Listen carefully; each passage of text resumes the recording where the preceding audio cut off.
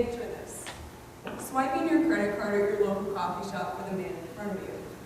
Sacrificing your first-class airline seat for the weary face of the person that you have never met.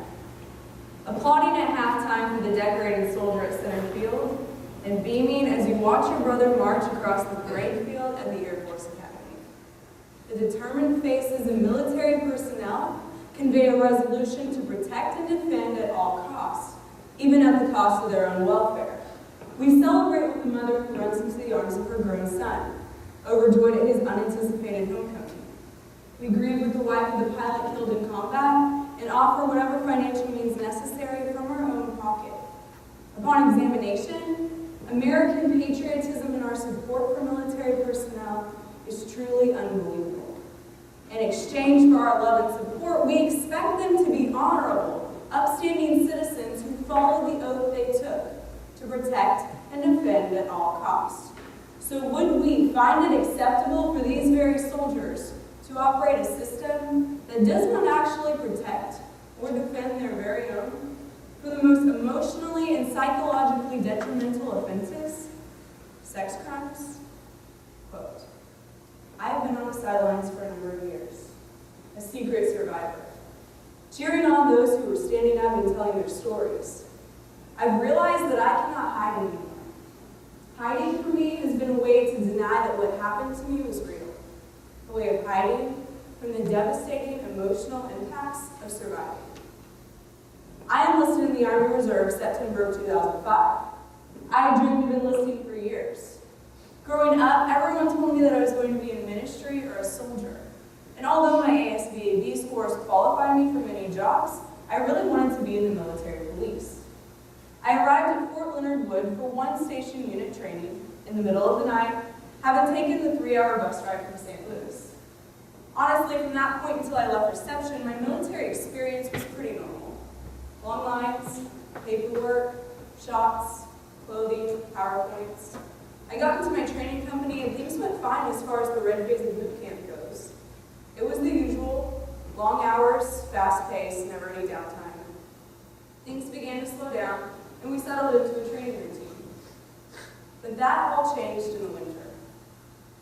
I was the victim of non-consensual sodomy and indecent assault when a fellow trainee sexually assaulted me one night after lights out. The assault quickly became my darkest secret. All through SUT, I denied that it happened and just tried to hide it, but by January of 2006, the guilt, shame, and confusion had grown too much to handle. In a quiet period, 5 or 6 weeks before graduation, I attempted suicide. I had my military belt set up in the showers to hang myself when I was interrupted by a fellow trainee. He must have sensed that something other than homesickness was wrong because he just sat and talked to me for what felt like forever. That was probably only a few minutes, but it was enough to stop me. I didn't tell him what happened. It was still my secret. Later, in February of 2006, in a hazing incident, I was grabbed and duct taped in our sleeping bag. And though this was unrelated to the assault, it just furthered the feelings of depression and shame. But the final humiliation came in late February of 2006, during an amnesty day, where soldiers usually tell where they hid their DVDs, cigarettes, or cell phones for the last few months, but where my attacker told everyone what he had done to me and faced no repercussions. This series of events have haunted me in the years since. I never reported, partially because my perpetrator had confessed in front of the drill sergeants and nothing had happened, and because I thought I deserved it. For years I've tried to hide it even from myself, to deny that it happened, or that it was just as bad as it was, but all that denial just did was continue to re-traumatize me day after day after day. So I wish I could conclude my account with some pithy and brilliant summary, but I can't. All I know is that I can't stay silent anymore. It is my duty to speak, end quote. Stories like these rattle our perception of our nation's military. Discovering that ignoring sexual assault is habitual throughout the branches shocks and disgusts our conscience. Due to our United States military's inability to control high rates of heinous crimes, specifically crimes within the branches, we must take intentional legislative action to amend loose constraints provided by the Uniform Code of Military Justice. The loose accountability allowed at every single level of the military's reporting process is outdated and has provided undeniable conflict of interest. I believe this has enabled a standard of tolerance for sex crimes that has inevitably spread throughout our military culture. Devastating crimes pass unpunished, and justice lies at the wayside while sexual assault continues to plague our branches. Currently, United States military members are governed by a separate set code than the Penal Code governing citizens. In 1951, the UC&J came into effect under President Truman. The product of possessing both the UC&J and the Penal Code is a split court system. All U.S. military members are subject to military jurisdiction at any point in their employment with the service branches. This means that criminal action is reported to the military, and they bear the burden of investigating and prosecuting these crimes according to their own branches. But recently, the Department of Defense and the media have circulated statistics and testimony that damper our spirit of patriotism. These news articles portray the military not as the upstanding, orderly, and honorable organization we know it to be, but one that facilitates heinous crimes and allows them to chronically occur. I will first portray the dilemma of conflict of interest that faces every military leader, both in the sexual assault reporting process and through the privilege of convening authority. Next, I will demonstrate the various ways that the United States military has proven incapable of self-regulating the issue of sexual assault. I will then account for the various ways that allowing rape to go unprosecuted is not only a grave injustice, but a threat to our national security and our military's reputation. I will then address a few questions and concerns regarding government involvement and questions regarding women in the military. Finally, I will propose a viable solution to the unsolved issue of sex crimes in the military and our role in this ideal. Now, when I claim that the military facilitates heinous crimes, I am speaking of egregious infringements on another's natural rights. This specifically refers to sex crimes, which is any sexually based offense, anywhere from unwanted sexual remarks to rape. When I call for intentional legislative action, I am inviting purposely thought-out legislation that I believe will discourage a tainted culture, significantly lower assault rates, as well as reduce conflicts of interest. I believe we can achieve this end if we amend loose constraints, meaning tighten the language of the current UC&J as to reduce conflict of interest. Finally, when I refer to convening authority, I am speaking of the privilege given to a general to review the facts of the case and overturn a trial verdict of guilty. Now imagine that you are a leader in the business of protecting lives of an entire nation. You retain responsibility for the successes and the failures of the men and women laboring under you. And maybe you are outstanding and possess the tenacity and the resilience that it takes to perform under such high pressures in military duty. How discouraging would it be for you to absorb blame for irresponsible military personnel under you? Your standing has been monumentally threatened by a soldier who could care less about the goals of defense and who has proved remarkably imprudent in his actions.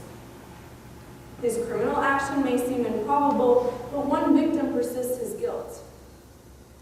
Her justice, his fate, and your standing lie in jeopardy.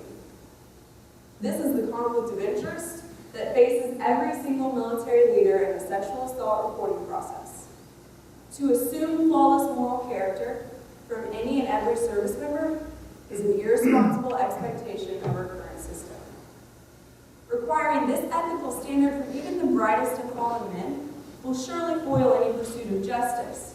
Yet this very dilemma that I've just described for you continues to thwart justice, because military leaders possess the power to dismiss allegations of sexual assault as illegitimate on virtually every single level of the sexual assault reporting process. From the initial verbal report military personnel members make to the final verdict of guilty, there is potential for charges to be dismissed unduly. This grants numerous military superiors the legal power that they lack the education and the training to properly exercise.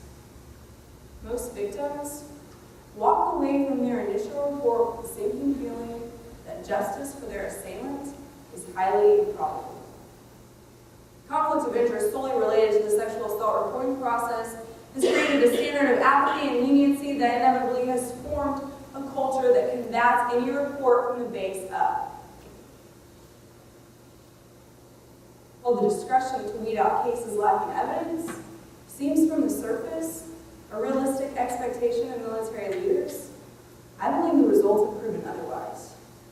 Legal matters associated with sex crimes have no business in a system littered with conflicts of interest.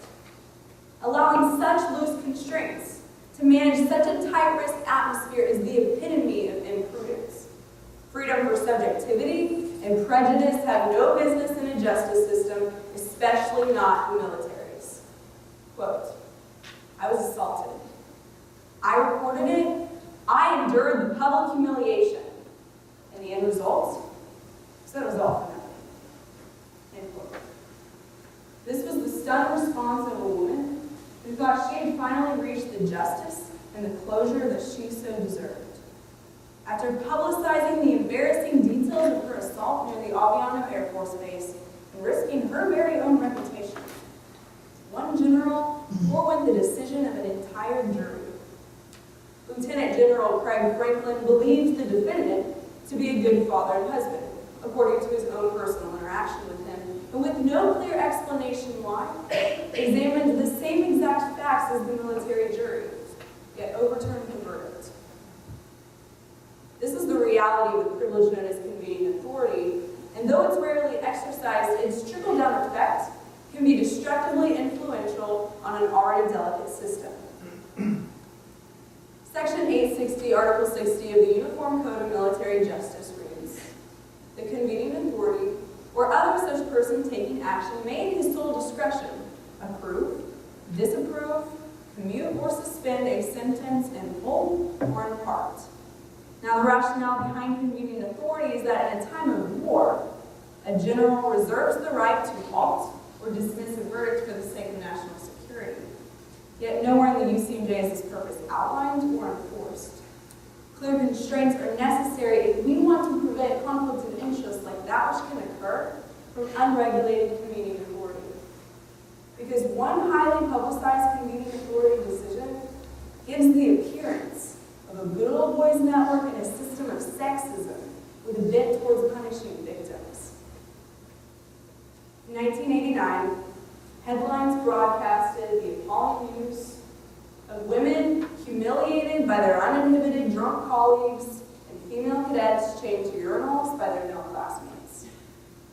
The Tailhook Convention and the Naval Academy scandal tainted the reputation of our military in the eyes of our nation.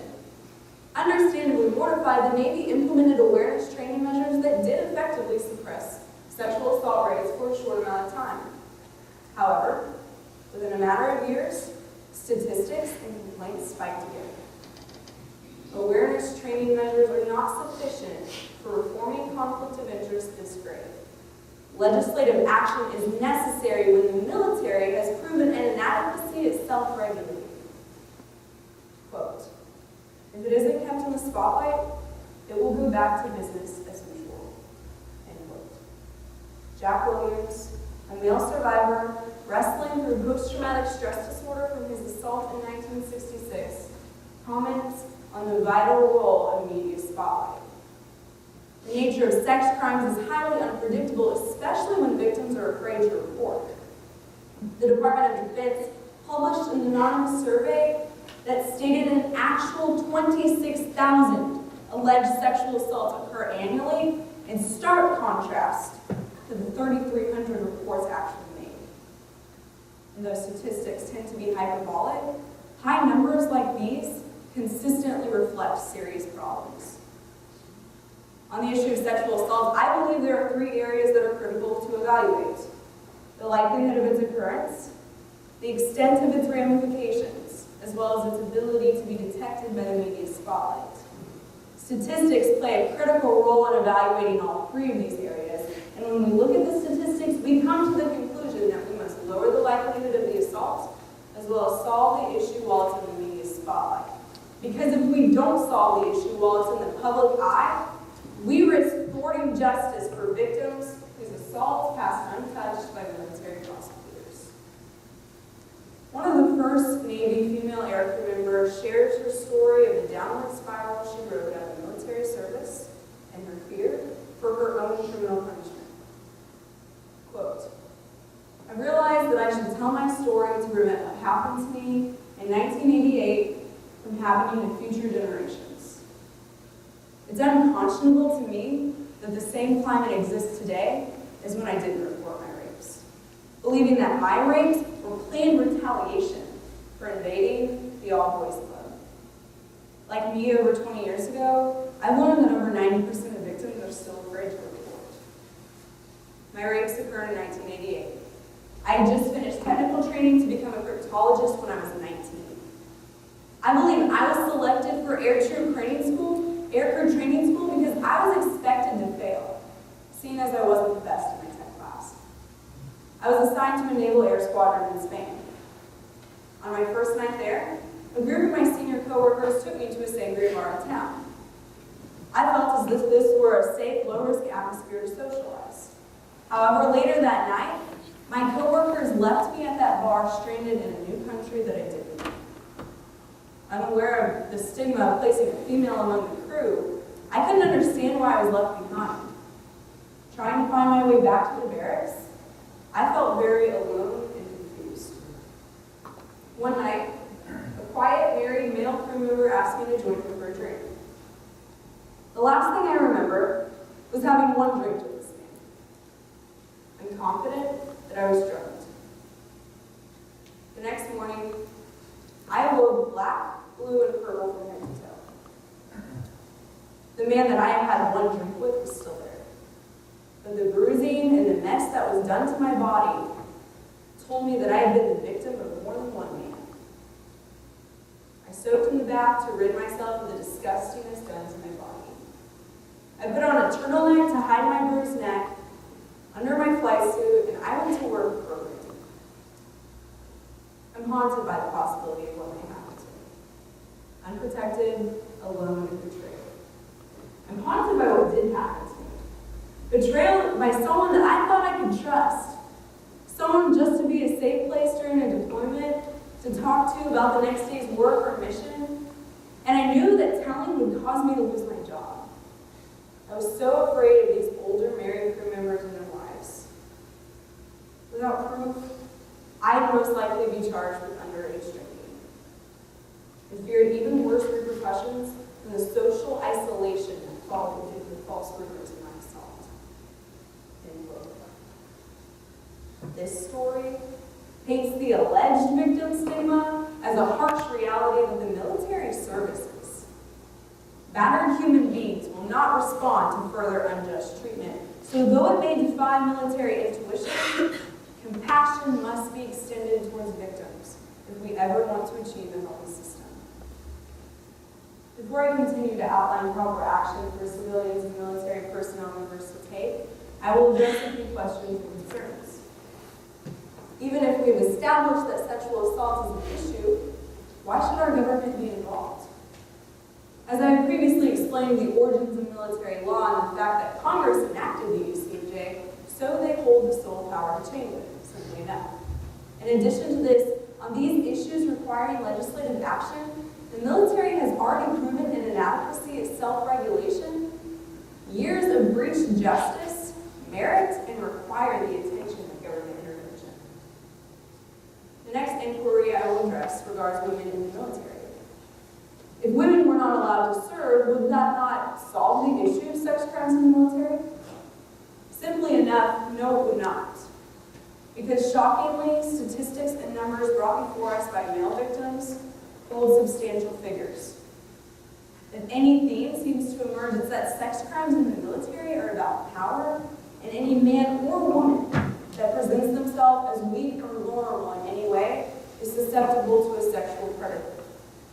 Now, the military essentially caters to this atmosphere as it elevates physical and mental strength. So will preventing women from serving our country solve the issue of sex crimes in the military?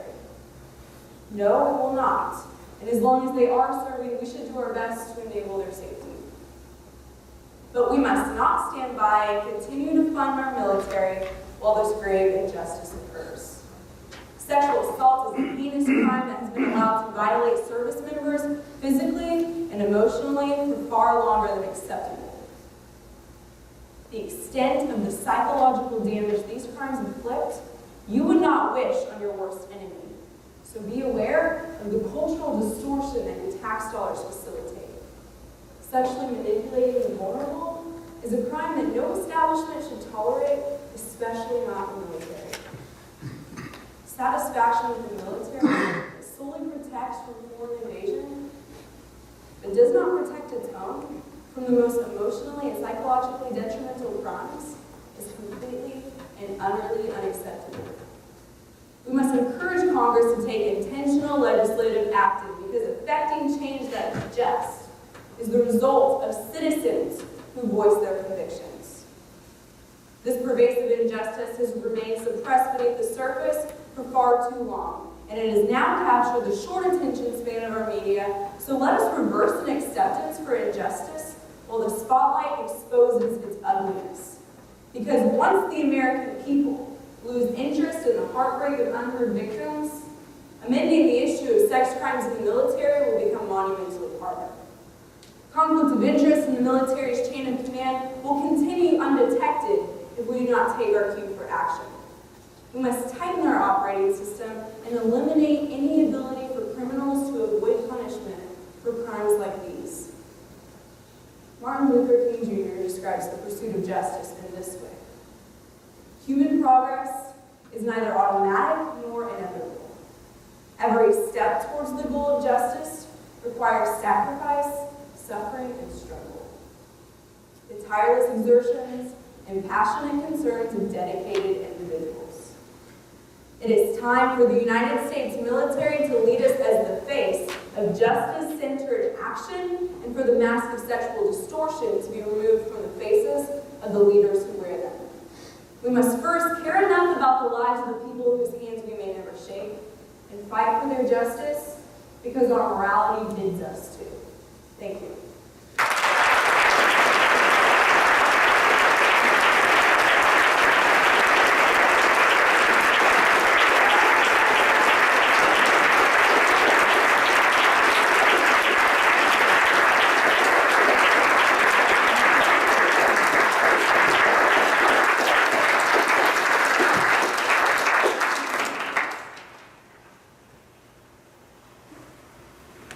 Excellent job, Ms. Post. Well, it's now our role as the panel to ask you some questions to hopefully draw out some more on this excellent thesis that you've given and provide a little interaction. So for my first question, I spent some time while reading the full version of your thesis, putting myself in the shoes of some of my friends who are ardent Christian pacifists. And I tried to imagine what they might think as they were hearing about this particular problem. So my first question comes from that perspective. And I imagined that their response to this might be something like, isn't violence endemic in military culture when you have people who are trained professional killers that have to spend large amounts of time together with each other when they are not actually engaged in combat? Should we expect, as part of that system, continued violence and assault? It's not taken out on others, want to be taken out on colleagues during peacetime. Yes. Yeah, that's a good objection that's raised. I'm obviously not a pacifist because I don't be supporting the military, but the stance that I took on my thesis was to preserve the integrity of the effectiveness of combat skills. So I don't want to change the structure of the military. I want it to be just as effective as it is of protecting and defending from foreign and domestic invasion, but I also want to suppress injustice. So while it may be true that we have highly trained killing machines all together in close quarters, that's the reality of having a military that protects our nation. So this paper is about how do we implement constraints that allow us to interact in that system in a way that's healthy, in a way that achieves justice, without sacrificing the integrity of combat. Thank you, excellent response. For my second question, and then I'd like to pass the mic to my colleagues. I found that it's always difficult to raise any sort of objection against so important a topic. Sexual assault is a horrible, horrible thing. So I wanted to ask you, after doing all this extensive research on it, what do you think might be the strongest argument against your thesis? The one that you really had to wrestle with in putting it forward? I believe it's the question you just asked, actually. Is that how do we contain the military in a way that is effectively defending our nation?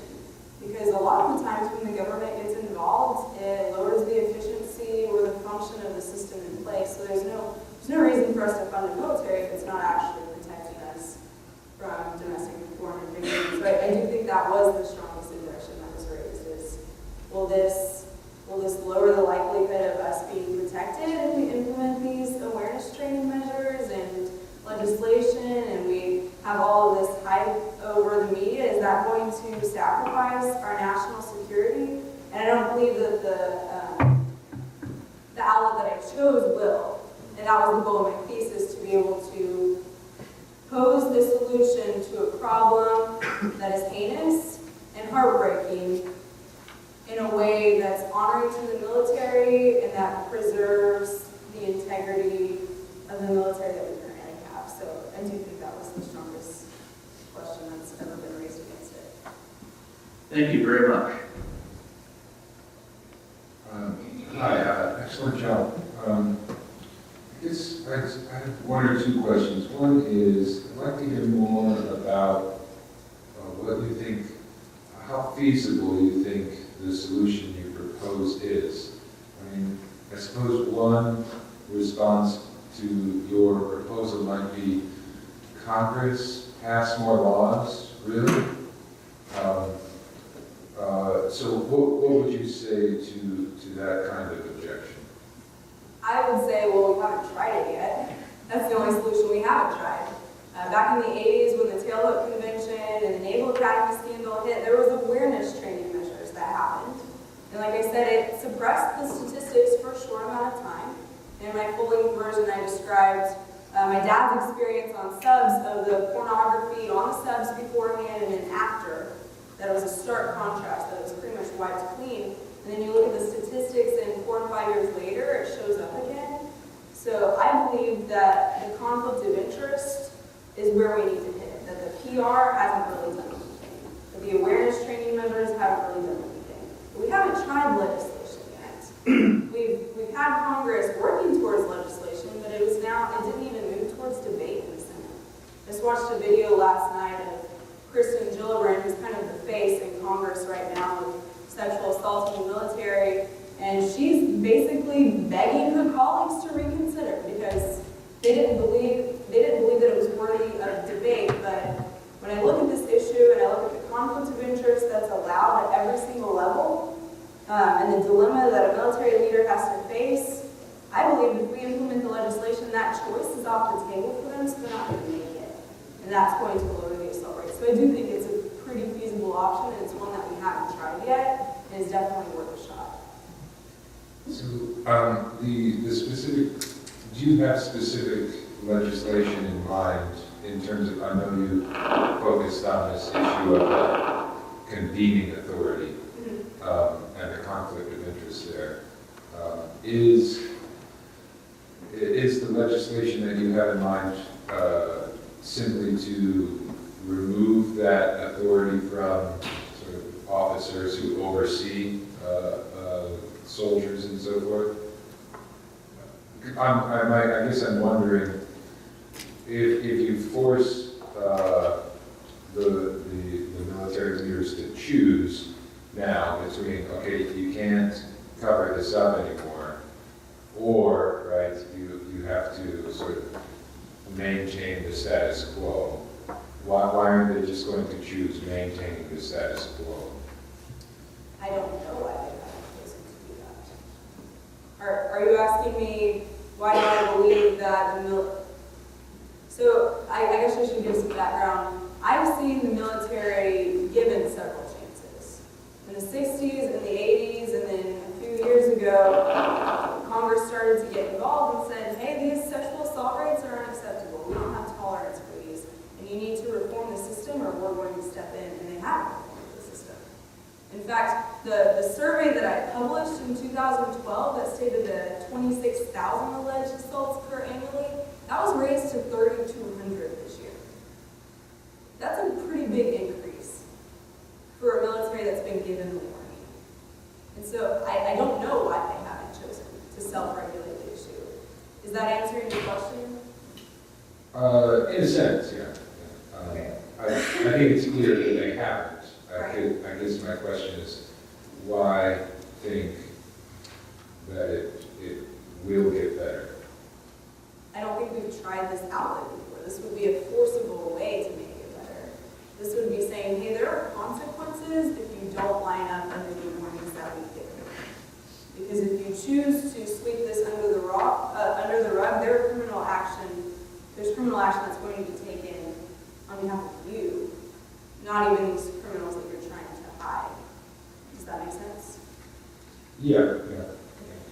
It's a way of implementing a system that has accountability for military personnel members that are involved in the sexual assault reporting process and convening authority generals that really don't have any legal counsel or basically the way convening authority works is that the clause that I read in my paper was that the convening authority in his sole discretion may approve, disapprove, commute, or suspend a sentence in whole or in part.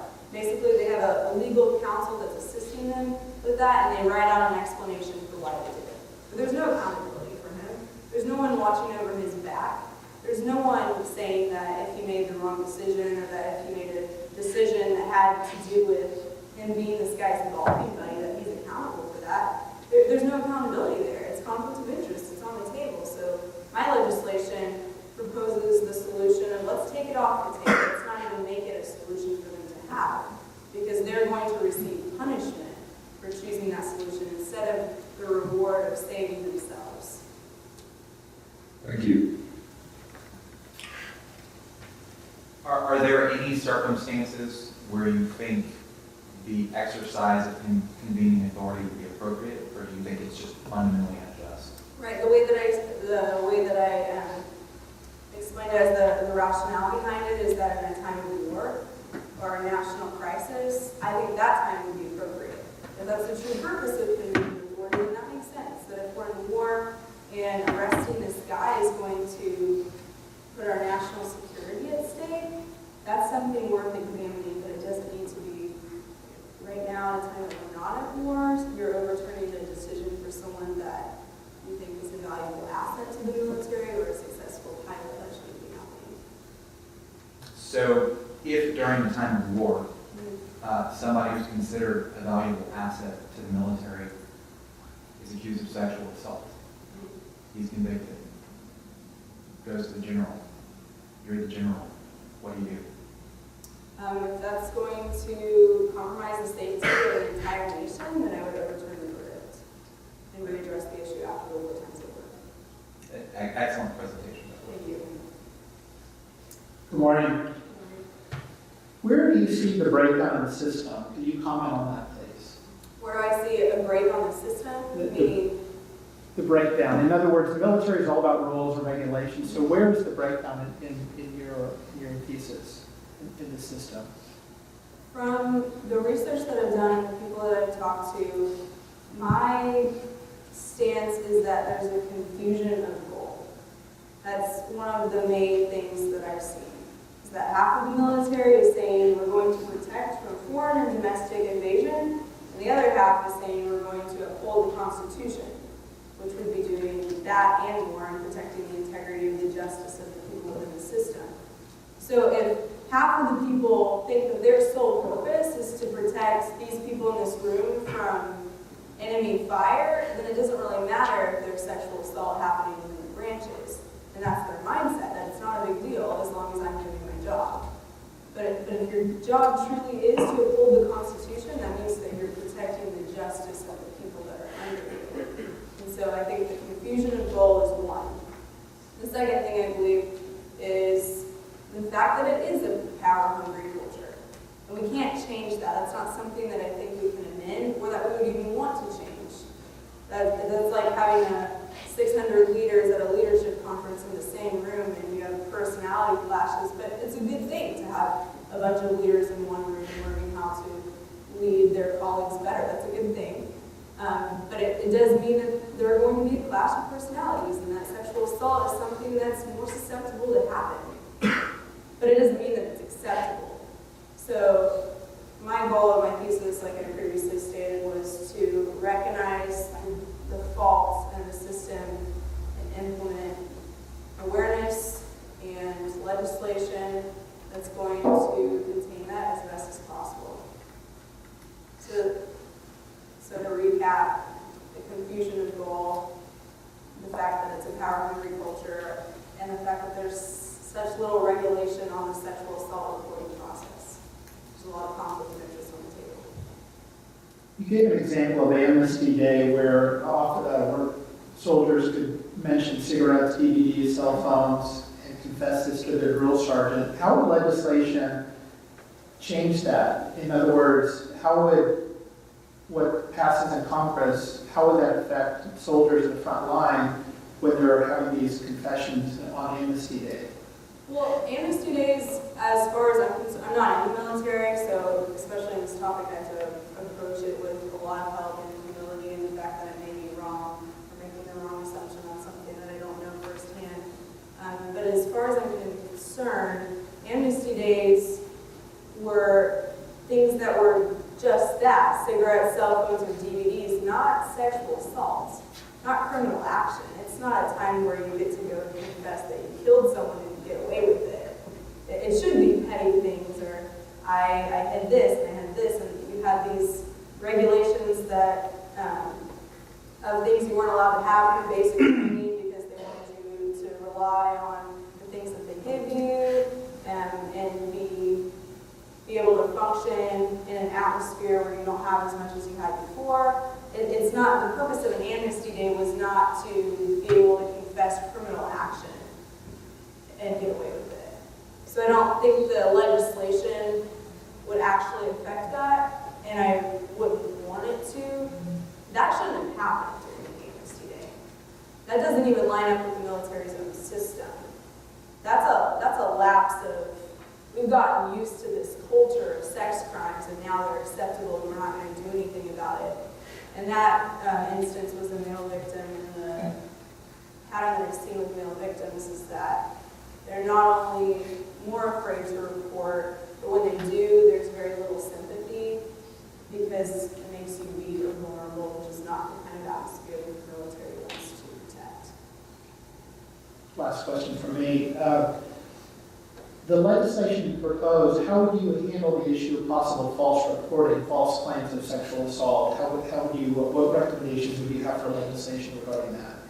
Well, the reporting process and the investigation would be the same as it is in the civilian world, so it wouldn't really affect false claims. False claims would be weeded out in a criminal action reporting system because they have a lack of evidence, or the evidence doesn't line up, or the false reports don't line up with the eyewitnesses, things like that. The system is not that much different from the civilian world.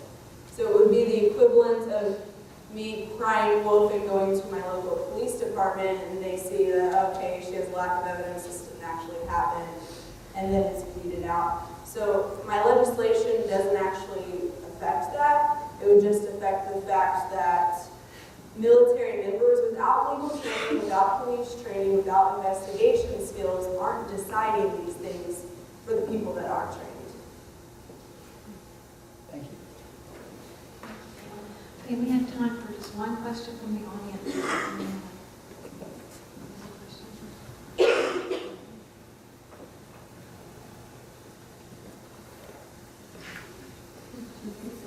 Caitlin. Quick question. You had two lengthy quotations Yes. that are kind of hard to listen to. One of the, not because you didn't give a great presentation, but shame and trauma seem to be really key factors in leading to their failure to report what happened. And so my question is, I mean, I know that conflict of interest is a problem, but if you've got this massive number of incidents which go unreported, and shame is a key factor in that, how can the legislation which you propose which would deal with the conflict of interest, or how would dealing with the conflict of interest problem help people who are just so ashamed of what happened that they won't report it? Well, it won't, simply that it won't. But the thing that I've chosen to focus on with conflict of interest, the idea of it is that it trickles down. So if there's conflict of interest in a system, and if you report it and it's not going to be solved, and now everyone knows that you've been assaulted, there's shame attached to that. Or there's shame in an atmosphere and knowing that sex crimes aren't acceptable. That they're not reported, that nothing's done, and that's swept under the rug. I believe that reforming the conflict of interest is going to trickle down in such a way that the system has zero tolerance for sex crimes. So it's not going to solve the stigma firsthand, but I think it will help. Okay, so to shift the culture. Yes. Great, thank you.